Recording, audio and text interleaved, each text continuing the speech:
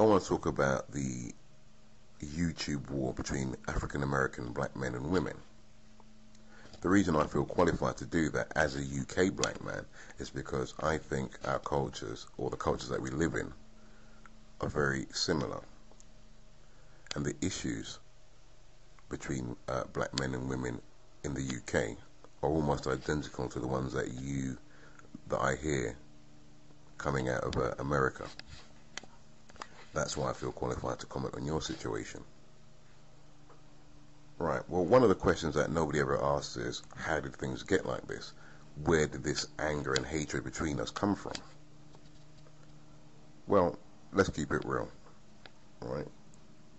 Because I think I'm older than a lot of the people talking, having these discussions and debates. I mean, I'm in my mid-30s, so I've kind of grown up. I've seen, a time when relations between black men and women were better than they are now. So what I would say is that the problems that we see between black men and women today didn't originate with this generation, but today's young generation, say people in their 20s.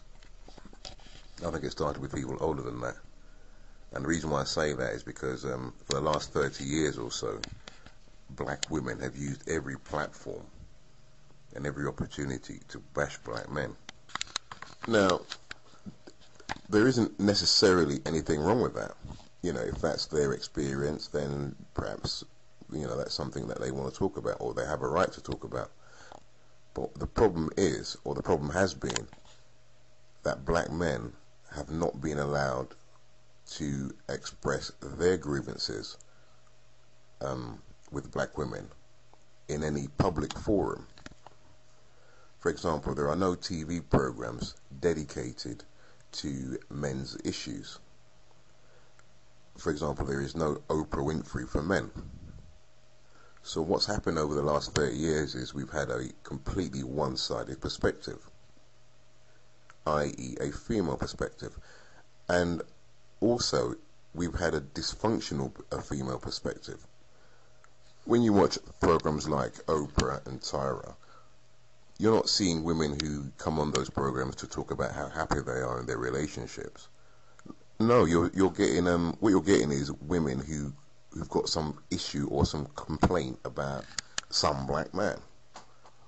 And what happens is the negative stereotypes about black men are reinforced each time the topic of black male-female relationships is discussed. I mean, every time they make a program or write an article or have a discussion about black men and black women, you have these dysfunctional women coming on and giving their opinions, their dysfunctional opinions, and then the stereotypes about black men become further entrenched to the point where they become accepted truth. 30 years of hearing only a dysfunctional female perspective on male-female issues has corrupted the minds of subsequent generations. And this is where we find ourselves now. This has led to a lot of anger and resentment in black men because they look at their own life experience and they think to themselves, well, hold on, I'm a decent black man, I'm trying to do my best. And what's being said in the popular culture about black men is not true in my case. And they're angry. Right? Because our voices, our what we experience is just completely censored out. It's never given any airtime. Right? That's why so many of these black men are confused also, because they think the problem is with other black men. They think that they look at themselves and think, well, I don't do those bad things to women. I'm a good man. They think it's the other black men that are doing it to women. When the truth is, it's not black men who are victimizing black women. It's the women who complain about black men who are dysfunctional. Right? We only ever hear the perspectives of women who have problems relating to black men. So what's happened now as a result of this 30-year barrage of abuse against black men is that most black women now believe the negativity about black men. They accept it without question. And no doubt that's probably affected their behaviour towards us and the way they relate to us and the way they see us.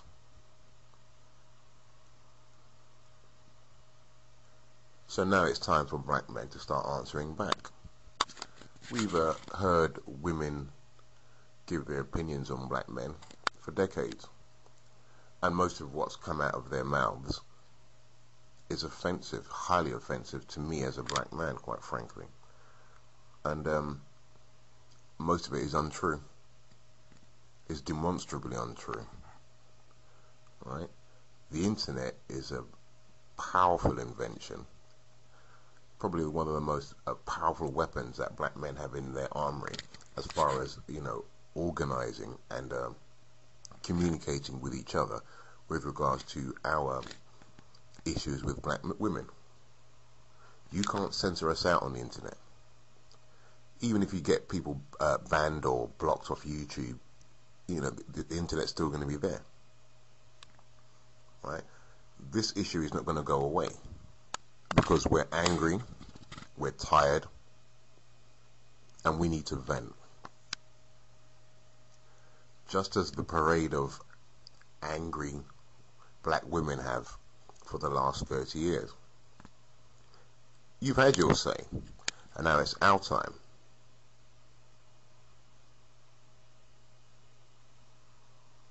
Right, there will be no censorship, and we're going to deal with this issue our way. There's a lot of anger, there's a lot of righteous anger, and I'm pleased about that. Because the dialogue has been entirely one-sided, and now it's time for men's voices to be heard. Black women are going to have to deal with a lot. And it's not going to be pretty.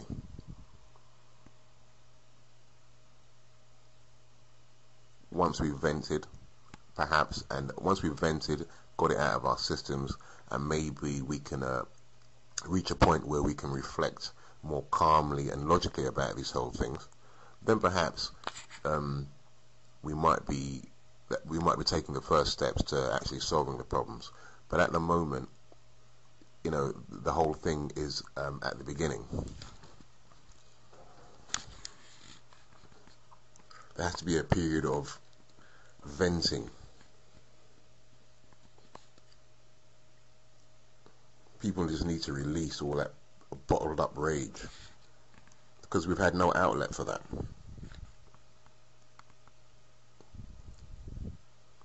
So this is where we are.